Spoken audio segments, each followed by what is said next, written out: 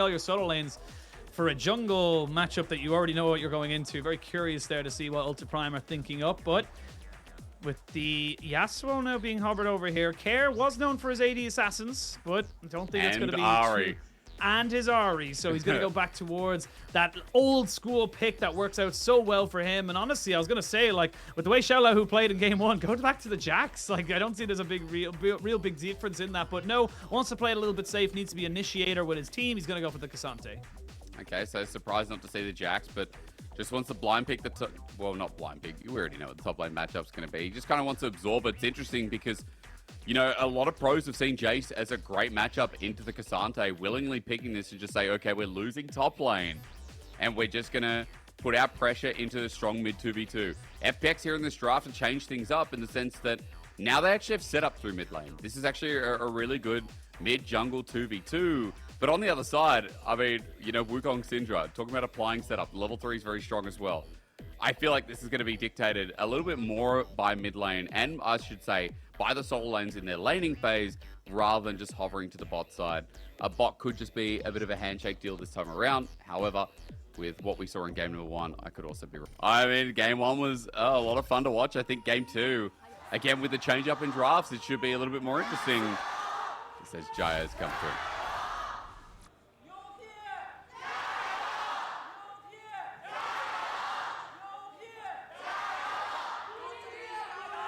There it is. Right, okay, that's no. Not EDG's turn. I love the way it's so organized. Everyone gets to take their turn. There's no problems. Ooh, Qing hasn't showed himself. Yeah, they're going to try and put him in. Lwx isn't here, though, and it's going to be a flash burnt there, you would imagine.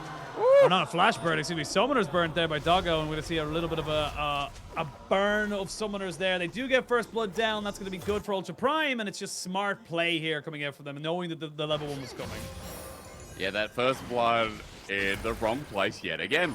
Now, it didn't win you the first game, but it definitely did a good job of doing it. As Qing starts pulling out Care as well.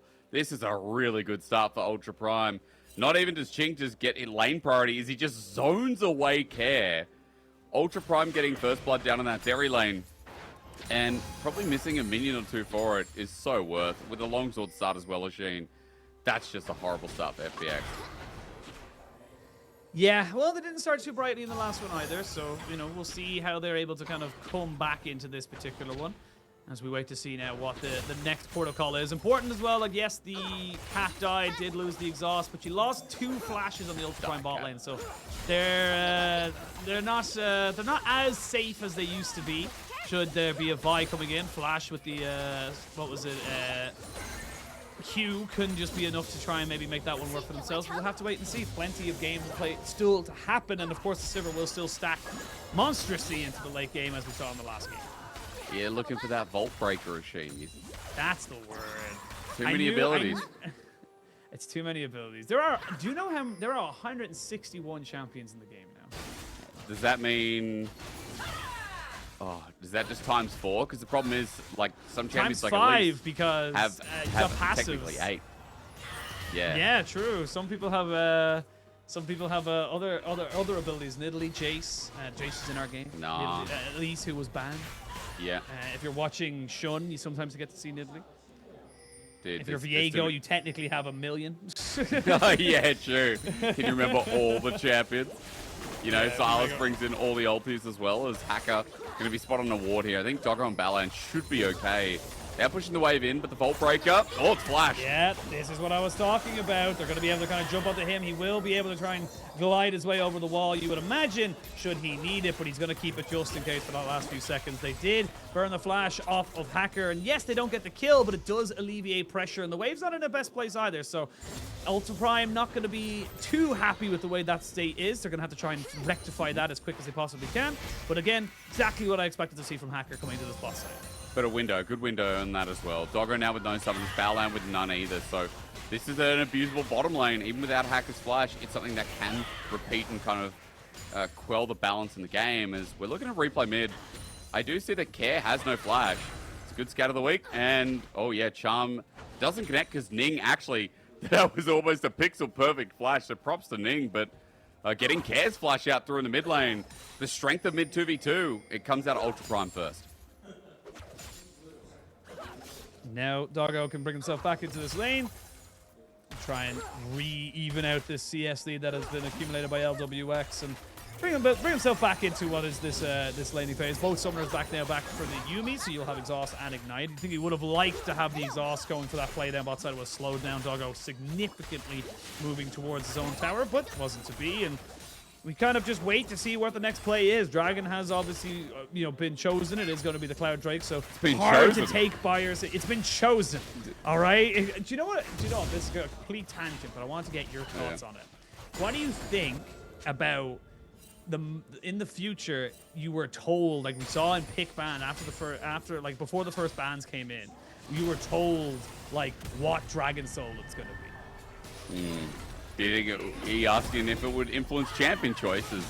Hold the phone. Hery's okay. Do you think it would be a good change more so than you think it would change? Do you think that would be an interesting one, or do you think, because like obviously there's like a lot of RNG when it comes to dragons, and whether or not you get stacked with a good one or a bad one. Cloud Drake in the past, Chem Drake now, you kind of influence how you want to play around it. I guess they've been more thinking in pick ban phase, right? As Doggo goes to the all in, hold the phone. Lwx is just zoning off Baolan. I think it could only be beneficial to the game. I think it could only do the game good, considering that it might change comps up more, where we don't have, Syndra every game, where we don't have Sejuani every single game. Like, it would definitely give more avenue. It's like what I think about Fearless Draft, where it changes the way teams have to think. There's another layer, and people are like, teams already got enough to think about. You know what? Thinking is a skill that you should develop. So I can only encourage more modes where you have to think more. So yes, Ashin. Yes, it's definitely a good thing. Thank you for validating my point. I just like the theory craft. I just like the theory craft. That's all. I like to think of these things as we move into a bit of a top lane skirmish. Let's see. He's got a million dashes and a million knockups. Oh, unfortunate not getting the Sonic Blast there, but bot lane kind of seeing very similar remnants from game number 1. It's just very difficult for them to really make something work here. Looks like with the priority they have, they might go for Dragon. They had it in mid and in bot, so would be very surprised to see them not try and go for this. But no, they're going to try and do exactly what they did in game 1. Ultra Prime focused so hard on this bot side to make sure that they were able to get Doggo going with Baolan. And with Qing moving over now, this is definitely the same game plan going into game number 2. And look, it did still work in game number 1. Ultra Prime, their Zeri in the last game was an item ahead, so Doggo was in such a good position. We're setting up for the same thing again as we saw, and that sets up the early Dragon stacking. Ultra Prime were able to have a lot of map control. It was just unfortunate with the timing and the fact that they got caught up with not only the steal, but their exit strategy on that third Dragon. So we'll have to see how they start stacking Dragons again. And probably by playing through the strength in mid. Pre-6, Qing was definitely abusing the lane, but I wonder if they can still do the same thing, considering that Kara is now past 6 and should be able to have a little bit more threat here and a bit more wave clear so he can start roaming around. You see right now, FPX are putting the priority on clearing mid and maybe trying to add pressure to the sides. And again, Hacker just kind of up on this top side. Level 6 is going to be hit pretty much guaranteed from this.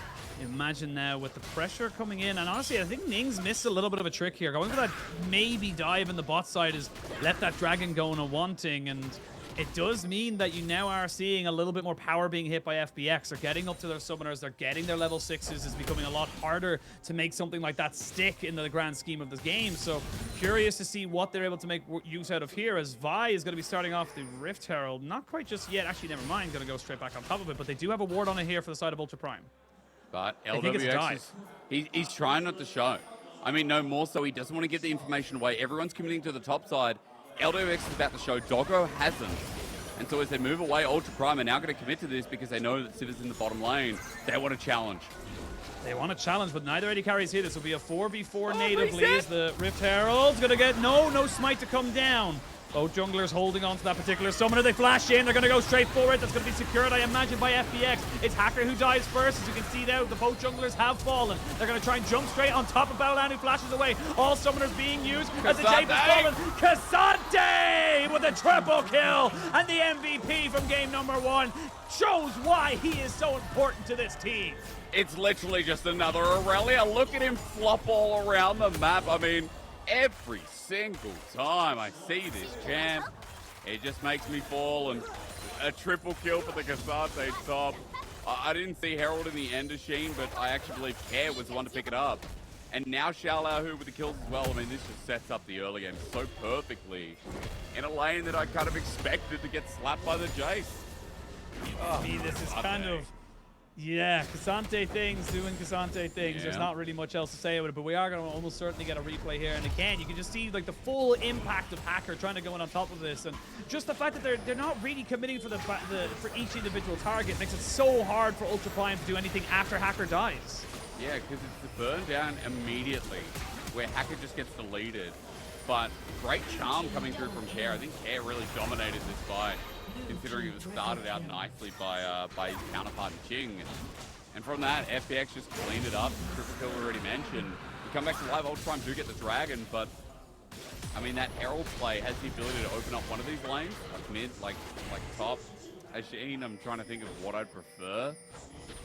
It'd probably end up being bot, knowing H4cker, but I feel like opening up the map and top and getting Xiaolaohu across for some of these skirmishes, the second, third dragon, you know, next Herald as well, is going to have so much value for FPX going into the mid game.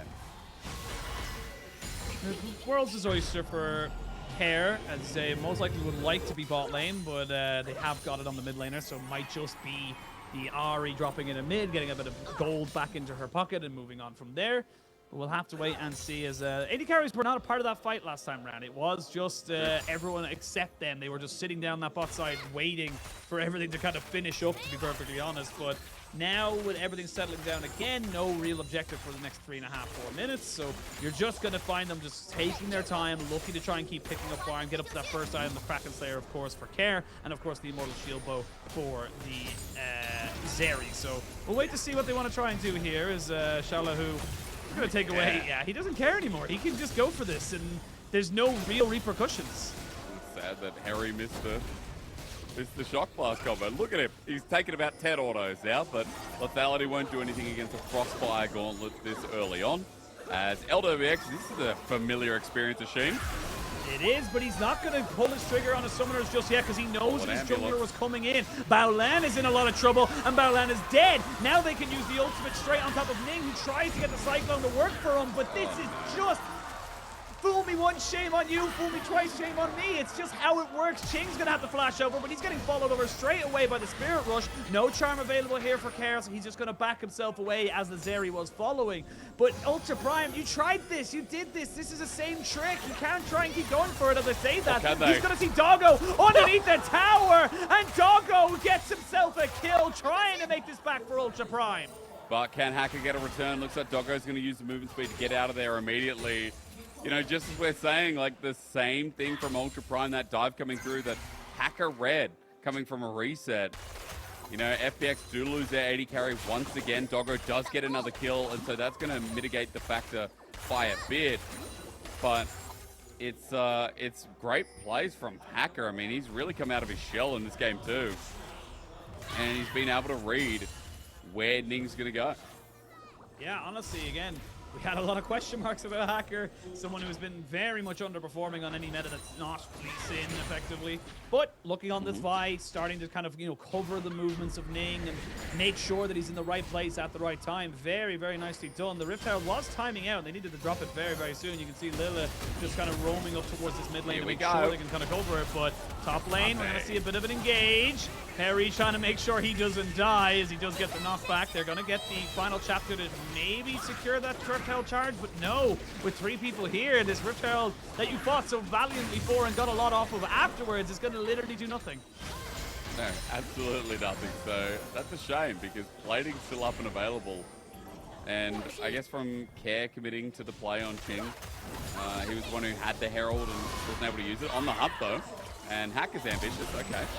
I mean, Doggo has no flash now, so he's going to be dropped. It's going to be H4cker taking out that kill. He did flash for it after all, so I think that's only fair. And that's going to be more and more plates going over the bot side. You'd imagine they can just take the tower down pretty low as well. But this is now just becoming a bit of a snowball against them. Ultra Prime, you're losing out on your win condition, which was that bot side, because this, you know, this Sivir is it's gonna be the exact same as game number 1. The Sivir's getting big, and it doesn't matter what you did in the bot lane after 10-15 minutes. And you don't have a hard tank in this game. I mean, this is FPX, able to play the 5v5s, I feel. Again, like, would I say angles? No, I'd say it's definitely about Xiaolaohu leading the charge, you know, relying on the Sivir as the game goes on. But I think you're in a very comfortable spot, considering that now first turret blood goes down to the bottom side. It's a 2,000 gold lead, and Lwx, despite getting caught by Doggo before, is pretty equal on the mark here with the Zeri this time around. Again, FPX can be happy.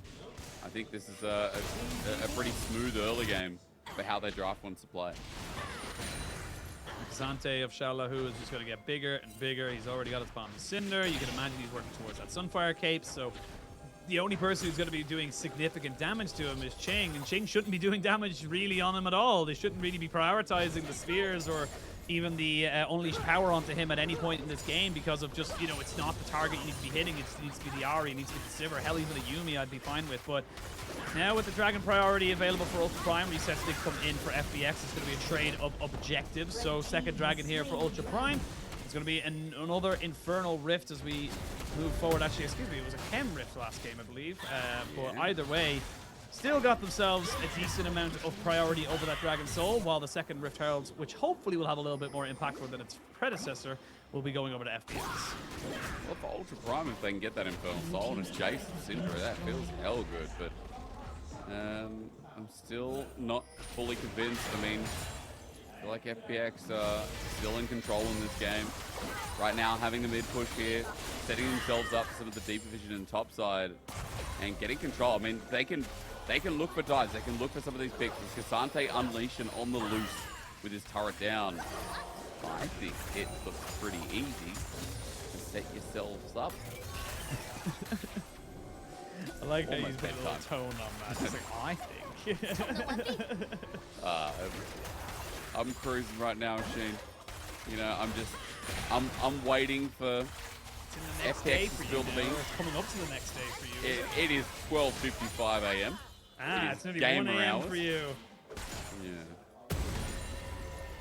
1 a.m. coming up for you. It's coming up at 2 p.m. for me. So, you know, if anyone wonders if we have some slight issues with our casts or anything like that, you know, it's three time zones and 3 continents. So it's Australia, China, and Europe. So Australia, Oceania. Well, we also got America. Yeah, we got the 4. We got a Texan. That's true. We have an American in Europe. They're making the move over for this year because he cannot deal with the late nights starting at 2 a.m. and finishing at 11 a.m. So I can't blame him. It's still rough. Still rough. But again, coming back in. Yeah, hit it, Shane. Tell us. I was gonna say, coming back into this game, we have got second items being picked up here. Actually, this Phantom Dancer already finished up for Lwx. Sunfire finished up here for Xiaolaohu, so he is just unfazed by Hery in that top side. Hery went with the Eclipse, which is 100% correct, but even if a Mermana, you know, gets finished up for Hery in the next few minutes, it's still not going to mean that much in the grand scheme of things. So much armor, so much HP, just so much available to Xiaolaohu, and H4cker is got to be a little bit careful, but he's feeling confident there. I wouldn't feel that confident if I were him. There are 4 members of Ultra Prime in that brush, but now Xiaolaohu might be looking to try and get a bit of a flank. They might be looking for a full pincer. Look at the Ahri as well. All it takes is an ulti across. Qing's a good target, Doggo's a good target if they commit. Even help Baolan here. They spot Xiaolaohu to the back away, but Care might be caught out. Oh, Care might be caught out here. They don't quite get away from the charm, which meant that Qing could not get another ball down on the ground. While that's been happening, though, Hery does get a bit of damage down onto that turret. Tried to see if he could sneak it away, but Xiaolaohu is saying, nope, not today, my friend. I am going to be very much coming back to my post up in this top side. But now, for no Shurelia's Revelry, can you start to put a bit more pressure here onto Doggo? And yes, you can. There's no way they can defend this. They have to dodge away from the charm. And finally, mission accomplished. They get the mid lane tier 1. Well, that's going to enable some of the deeper vision for Xiaolaohu to keep playing between the lanes and moving into some of these flanking positions, these engaged positions that we've seen so far. With FPX opening up that outer turret is, I believe, the last outer turret on the map for them. It definitely is. So things are going to get a little bit peachy heading towards the river. Vision control is going to be a big factor here. A minute 15 until we start talking about that third dragon. I feel like FPX are in a position to contest. We should have close to a second item here for Care.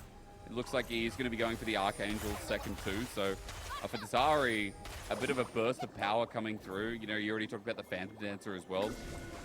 It still looks like a pretty good time. The only thing I'm concerned about is if Ultra Prime are able to get some of their poke off before the fight. Syndra is not often talked about, but using range there, especially against an Ahri Creole, Hery as well on this Jayce, there is going to be a lot of pokeability in front of this fight. Try and wear down opponents so that Ultra Prime have the advantage to get themselves the third dragon. Well, looks like Ultra Prime are happy to let over the soul points to get some guaranteed gold into the pockets of Hery, as we can now see Xiaolaohu coming in the top side. I actually don't even think in a 2v1 he would be unfavored to come out on top of that one there. So just going to clear out the wave and get himself back towards that bot side. You can see it there, Ultra Prime putting themselves around this Baron pit, have a fair bit of vision, so really making it obvious to the side of FPX that it's like, hey, you don't know where we are, you don't know what we're doing. We could technically be on the Baron right now, but Ultra Prime not going to be pulling that particular move as of the moment, and FPX happy to let them just kind of have their way with the Baron pit area. Also from getting mid-turret, I mean, FPX were able to congregate some of their vision and put in some deep wards and track Ultra Prime a lot better. So that's a bonus of getting mid-lane turret down. It means you can do so much with the map and starting encroaching in enemy territory. And getting that first dragon stops the stacking here from Ultra Prime, stops that win condition that definitely felt like it could help the speed up of the nuke coming through from the Jayce, from the Syndra. So we now just chill out. Everyone calm down, grab a seat, because we're going to play side lanes for a little bit. And we're definitely not going to be looking at Baron unless Ultra Prime especially, I think, can get a pick. But even then, I don't think we should be talking about it. Machine, we take it off our lips. And just see I don't know.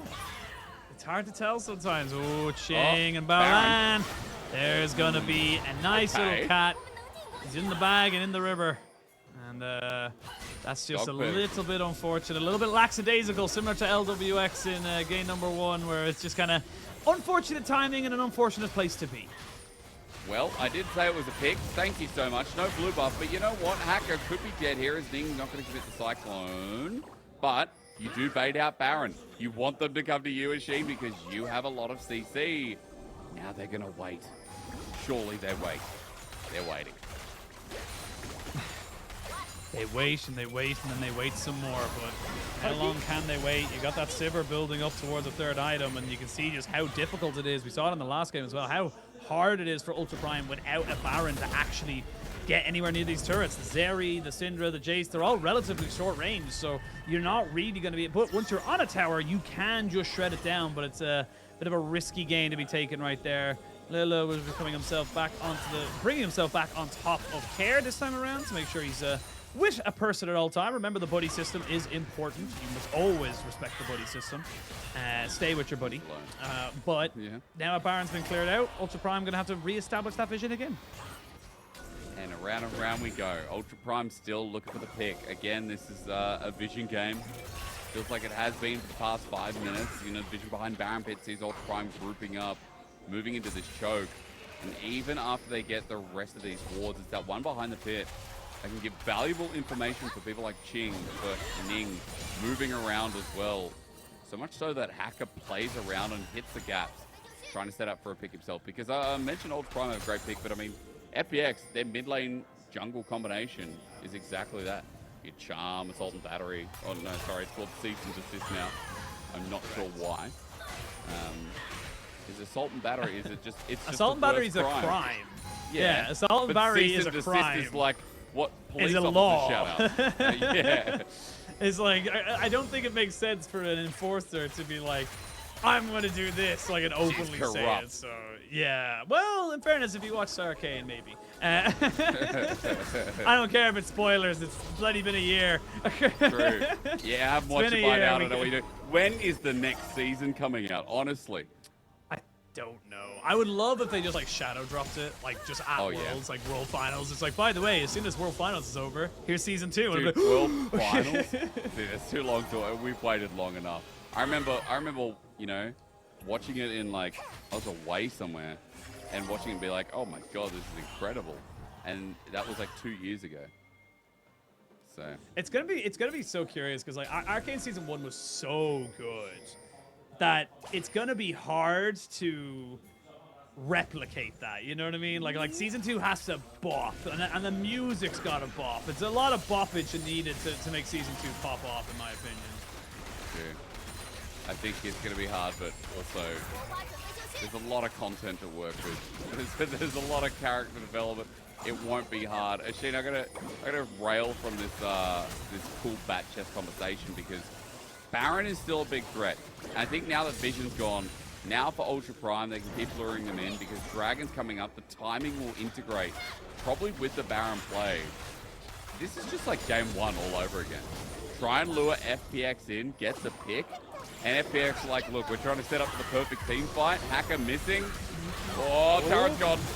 The hunt, though, has been popped. There's the last chapter in the Unleashed Power. They get the Cyclone coming in. Xiaolaohu TP's in and has Ghost. They've gotten the Sivir. They need to try to kill Doggo. He brings over Ning, who I don't know if he really wanted, but he makes it work. Xiaolaohu going forward again, but he gets stunned up and taken down. It ends up being a 2-for-1 favor of Ultra Prime, but they don't feel super confident about going for the Baron just yet. Remember, Hacker is still alive, and they can take themselves an inhibitor.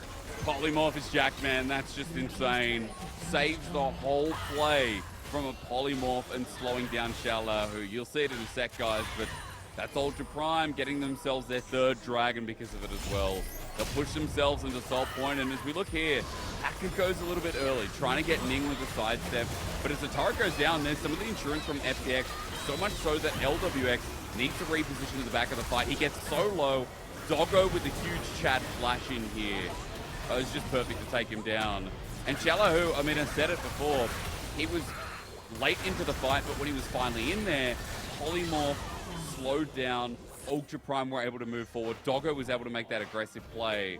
I think that was Baolan who really set that play up for success, man. Lulu mechanics were insane, and Ultra Prime now in a very comfy position in this game, considering we're hitting some big item points, and they're going to be able to force FPX into a fight in 4 minutes 30 regardless.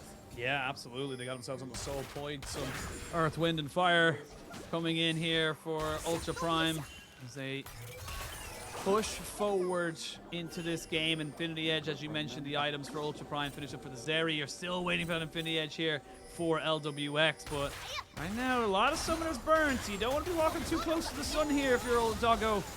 As Care gets caught out, and Care's going to have to ult as the ult was answered here by Qing, but he might look to try and see if he can catch somebody out. Good shock blast to dissuade any kind of forward momentum here from Care, but he should be able to heal it up because he has the Yuumi on his back. Qing was insane with that. I can't believe he hit a stun, and again, we're just getting to some of those points where the poke is outlasting FPX's ability to utilize this Ksante and get in the fight first and then start it their way. Ultra Prime, they're going to have the mid push here at Asheen.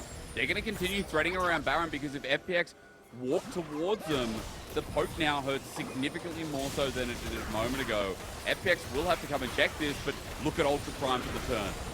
Now we're going to see what they're able to do here. Baron down to about a 1/3 of its HP. You don't want to flip this here if you're Ultra Prime. Get a little bit of a slow there. Ooh, Hery! He brings him all the way, but that also brings the final chapter up across the backside. Ning getting caught behind the Baron pit as well. Never mind, that was his decoy, and now Doggo is getting jumped on. They've traded back the top laner for the AD carry. It's a 2-for-2 so far. You still have the jungler available for the side of FPX. They know they're not going to try and flip this on the side of Ultra Prime. They're going to try and get the poke down, like you mentioned here, Hysterics. They're trying to see if they can get those Syndra balls down. Hery trying to see if he can make himself a bit of a nuisance. The Unleashed Power does not come out, or excuse me, Scatter the Weak. They're all going to back away. Waves need to be tended to. Farm needs to be had, and everyone just needs to calm down. A little bit.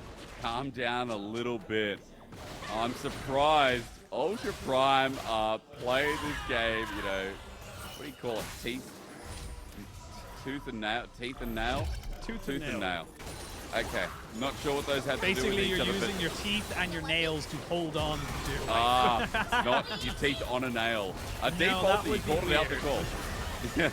call. he called this out the call. Hery has to reposition. Doggo gets launched in and just jumps in, rather, to the whole of FPX. And that was a bit of a whoopsie. But Ultra Prime not turning the play at the Baron, or at least trying to send out some of the poke. They wanted to commit for the Baron and try and turn it into a flip. Because of that, FPX were able to get into close quarters and start utilizing the Sivir. So, again, we look towards these AD carries and how they play out the team fights, but I think Ultra Prime definitely need to be careful if they're not poking out FPX. They've got a Yuumi. They've got a lot of sustain. If they're able to keep themselves away from the fight and then move in and get some of these resets to Oisin is important on Care's note. And FPX can take over. Here we go. Ooh, they're going to jump straight on the Qing. There's going to be the cease and desist, but forces H4cker straight away into his own Zhonya's. But look at Xiaolaohu trying to make this one work on the backside. So much damage from the Syndra, and the Sivir can do nothing before she's obliterated. That's going to be a 2-for-1 so far. They did take down Doggo, but can Xiaolaohu get out of it with his life? That's the big question. It looks like he can, because Ultra Prime have bigger sights in their eyes. Well, the back's coming through. Qing will spot him. Oh, I think Xiaolaohu's dead. I mean, they know that Qing and Ning are not here as they try to kind of go for this Baron. They want to make sure that Xiaolaohu gets taken out. He is kind of getting away from this one here and wasting a hell of a lot of their time. He does have TP, but he is going to go down. But the important thing to recognize here is that that gave so much time to FPX, which means that there's not going to be a Baron take, but there may be a Soul take in 30 seconds. Yeah, that's why I guess Ultra Prime were like, okay, we're going to pull off Baron, forget that for the time being, because they value getting the kill, then resetting for the Dragon. 20 seconds till that comes up. Look at the replay first. Very quickly, note that onto Qing, the Q doesn't connect from H4cker, so they have to overcommit. The ulti comes through in the back line. What I was stunned about was Xiaolaohu getting a 4-man W, but the problem is that Scout of the Week is a better ability. Ning then follows up after it. Range being utilized so well here, and the punish of so much of that poke damage from Ultra Prime. Puts FPX in a corner while Baron's being started here, but look, this is going to be a solo Dragon. It's Ultra a Prime will have trade. to solve. They're going to look for it. They know that Xiaolaohu can TP in here. They got it down to 4,000. Ning's not here. The Dragon will be fantastic to take as soon as they possibly could. Here we go. They flip it. Oh. And it's a little bit too much of an early smite coming in from Ning. Now Doggo tries to jump onto Lwx. He's been charmed. He's been taken out. And he's been killed. They get H4cker off the back of this, but now Ning's gone too far forward. He has no decoy, but the Sivir's been dead as well. Xiaolaohu brings Hery away from the fight, but Qing is still untouched. Great Zhonya's there to stop Xiaolaohu from getting him, but they need to try and stop these Barons from being taken away. They need to survive, but they just can't. And now Lele is just by himself. Penta. It's a quadra kill. It's a pentakill for Qing. And Ultra Prime are looking to even up this series. Cool guys don't smile at Panthers. They just look to the side and know that this game's done. 11-0-3. Qing, this is his most played champion for a reason.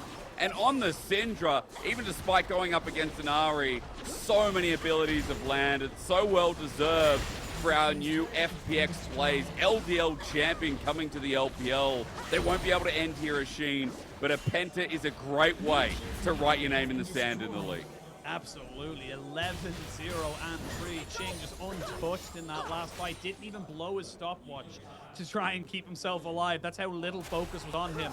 Despite all that, and despite the amount of pressure we got, we can still have a replay here. It was still a fairly even fight because we got the fight way too early from H4cker, or excuse me, from Ning, which meant H4cker could take it up easily. Well, I mean, H4cker still gets scattered the week in the end as well, so Qing makes him an easy target, but just look at the positioning. Playing at range when Hery does come in as well, and Qing is just whittling away at the health bars. Well, that scat of the week was gorgeous. Helps get the electrocute, the Infernal Soul paying dividends that was picked up by Hery before.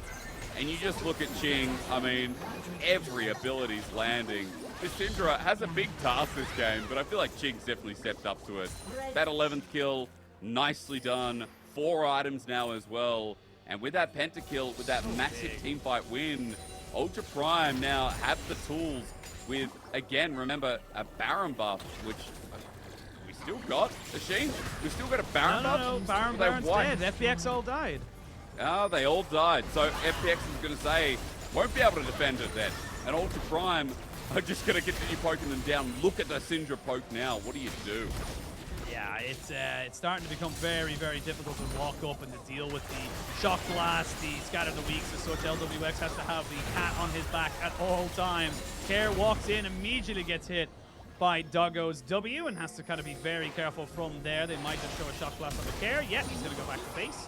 And again, it's still difficult, I will say, for Ultra Prime to siege down these turrets. Yes, you have a lot of poke. Yes, you have a lot of ways of pushing in the pressure. But with a Sivir throwing out ricochets, with a Sivir putting out boomerang blades, it becomes harder. Now, with super minions coming in onto that mid lane, this is where it's going to get a little bit more tight for the side of FPX. They need to make sure they clear these waves, move towards mid, and immediately come out. H4cker gets his GA pop. That's how much damage is on this Sivir. He has to flash immediately.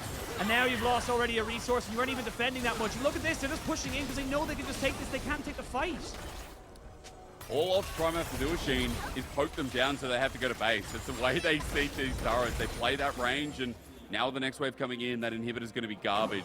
Right now, with Scout of the Week again, I mean, even Xiaolaohu not taking up. They're trying. Doggo is going in. They're going to try and take him out, but H4cker's been killed before it can happen. They trade jungler for jungler. Now Xiaolaohu tries to jump in and try and catch out Doggo. They've got him, and they're going to see Xiaolaohu moving in. Ksante trying to do his best. They turn the angles, and they're getting all the resets for Care. He says, I don't care if you got a pentakill. You're not getting this game.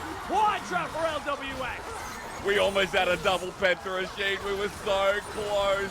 But a quadra for Lwx, and Ksante things happen to set up Care to fly through. FPX, there's no objectives up. That's the only problem. The Elder's not coming up for a minute 50, but Care with his CP is able to get topside turret, open up the inner, get some objective gold to make this game more equatable for FPX. So we'll sit there on the base defense, but we won't get a net win from FPX. We won't get this massive advantage like Ultra Prime were able to get off the Baron play. So now we just have to sit and wait and see if that gold is good enough for FPX to move in. As we're looking again, the Scout of the Week starts it. Now in base, you expect Ultra Prime poke to be there, but Doggo's stepping up when Hery and Qing are the ones who are just launching on command is not too good.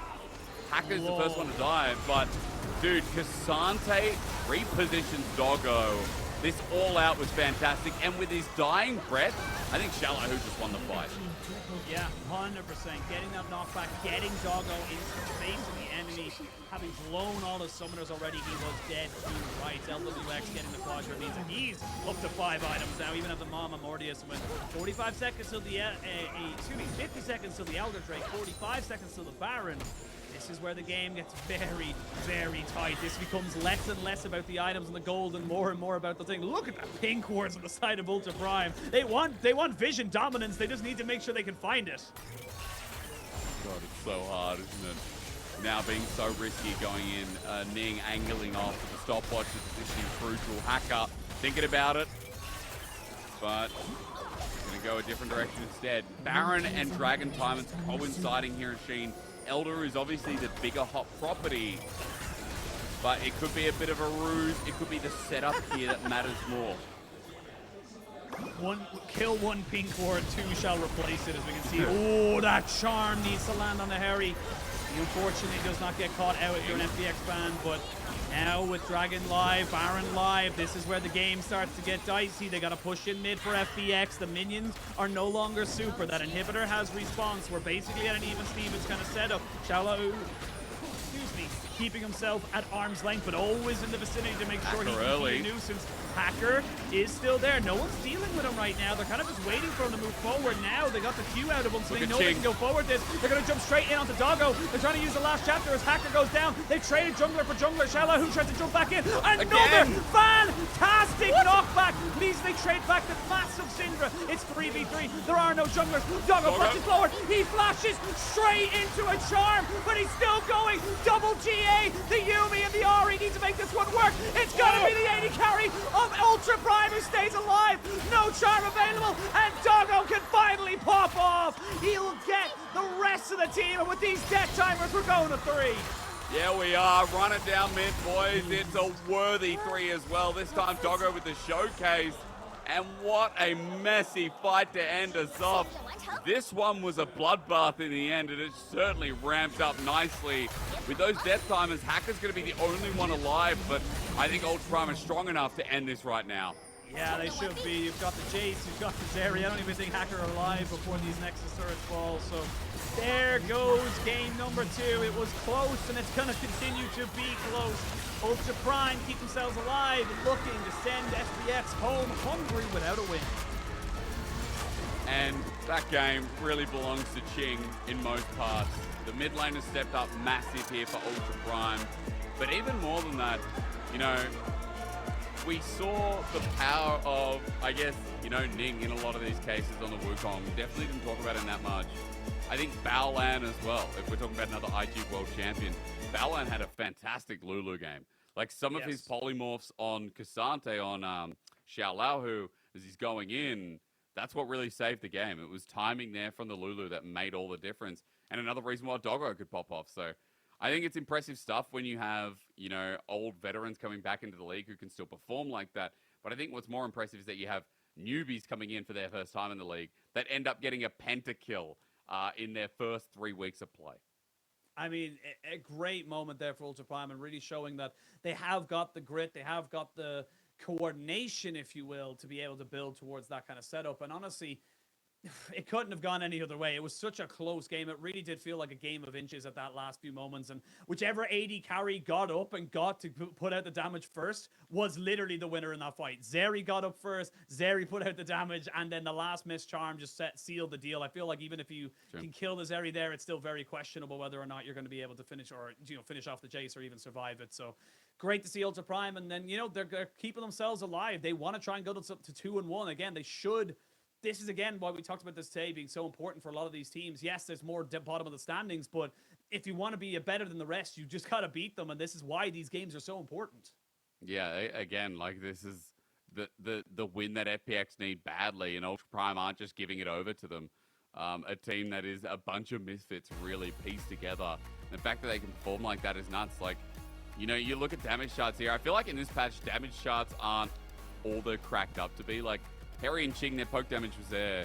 Qing, we definitely talked about a lot in this game, and I feel like he was the deciding factor. But yeah, overall, Oisin, I guess all I need to say is that, you know, the poke was obviously going to do a hell of a lot more damage, because Xiaolaohu, I'd love to see his damage taken, which we will in a second. He was definitely the one absorbing it and trying to play frontline in a lot of these fights.